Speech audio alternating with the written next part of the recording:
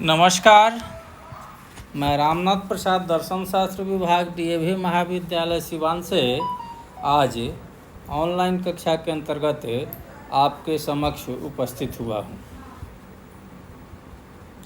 आज हम लोग वर्च्यू एथिक्स के बारे में बात करते हुए अरस्तु के वर्च्यू एथिक्स या सद्गुण नीति शास्त्र पर विचार करेंगे।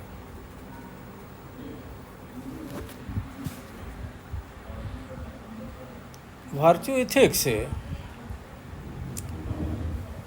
नॉर्मेटिव एथिक्स का वह भाग है जो नैतिक निर्णय के लिए चरित्र को ज़्यादा महत्वपूर्ण मानता है।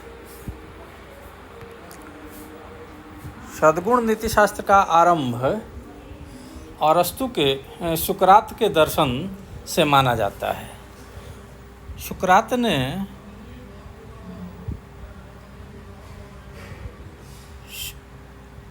सद्गुण को परिभाषित करते हुए इसे ज्ञान स्वरूप माना है। उन्होंने कहा है कि नॉलेज इज वर्च्यू। प्लेटो ने सद्गुण की व्याख्या करने का प्रयास किया है, परंतु इसे परिभाषित करने के बजाय वे इसका वर्णन करने का प्रयास करते हैं।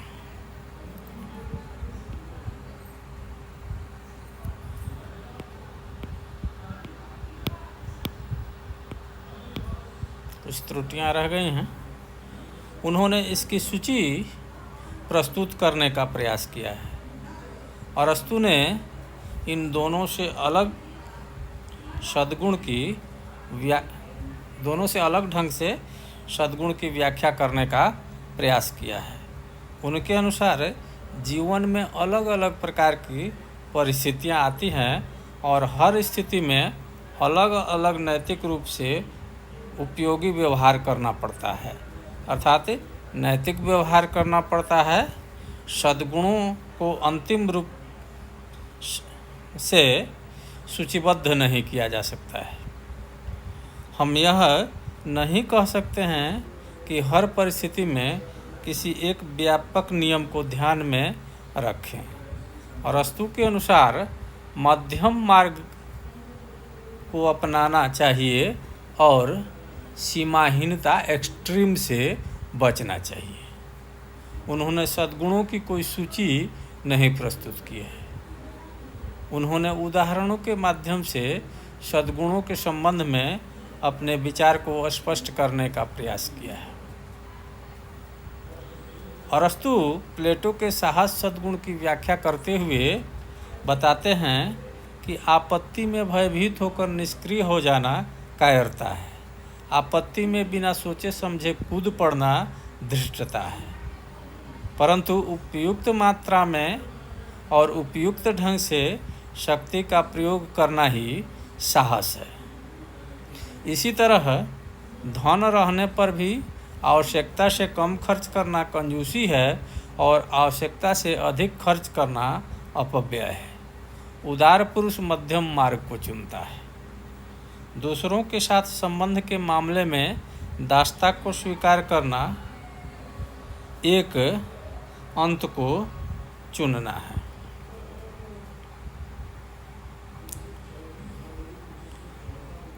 दासता को स्वीकार कर व्यक्ति एक अंत को चुनता है तो अभिमानी व्यक्ति दूसरा अंत चुनता है। सभ्य व्यक्ति अपने व्यक्तित्व का सम्मान करता है और दूसरे के व्यक्तित्व का भी अपमान नहीं करता है। अरस्तु अपने सद्गुण के विचार में मध्यम मार्ग को सबसे ज़्यादा महत्व देते हैं। वे इसे गोल्डन मीन कहते हैं, परंतु इसे गणितीय मीन से अलग करते हैं। उनके अनुसार मीन कहने से गणितीय मीन का भ्रम होता है। यह लगता है कि यह ठीक उसी प्रकार का है जैसे 10 और 20 का मीन, अर्थात 10 + 20 / 2।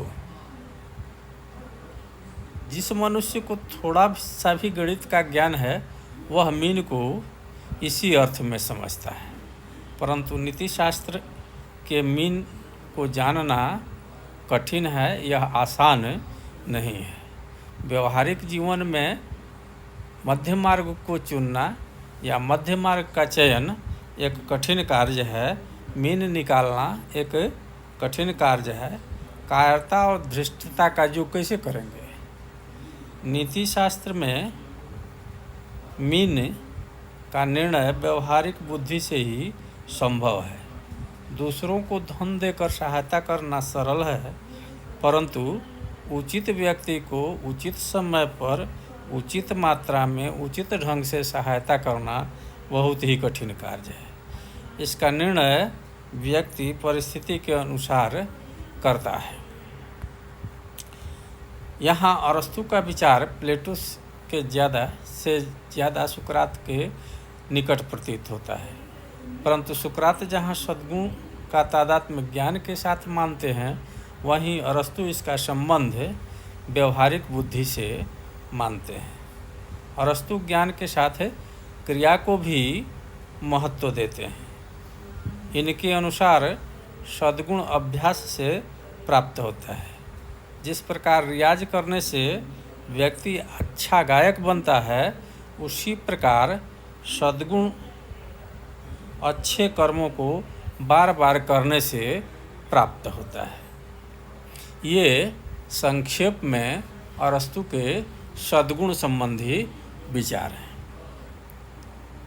परंतु इनके विचार में आलोचकों ने कुछ त्रुटियों के तरफ भी संकेत किया है जो निम्नलिखित हैं। प्लेटो ने भद्र और अभद्र, शुभ और अशुभ के भेद को जाति भेद माना था, अर्थात इनमें गुणात्मक भेद है, परंतु अरस्तु इनमें गुणात्मक भेद या जाति भेद नहीं मानते हैं, बल्कि मात्रा का भेद मानते हैं। जैसे अशुभ को वे कम मात्रा में शुभ मानते हैं और अभद्र को कम मात्रा में भद्र मानते हैं। यह सिद्धांत स्वीकार्य नहीं हो सकता है। यह मत त्रुटिपूर्ण है। प्लेटो ने बुद्धिमत्ता, साहस, संयम और न्याय को मौलिक सद्गुण माना था। अरस्तु प्लेटो के सद्गुणों की समीक्षा करते हैं। वे इनकी व्याख्या करते हैं। इनमें से वे संयम और साहस को चुनते हैं और इसी के आधार पर वे अपने मध्यम मार्ग या गोल्डन मीन नीतिशास्त्र की स्थापना करते हैं।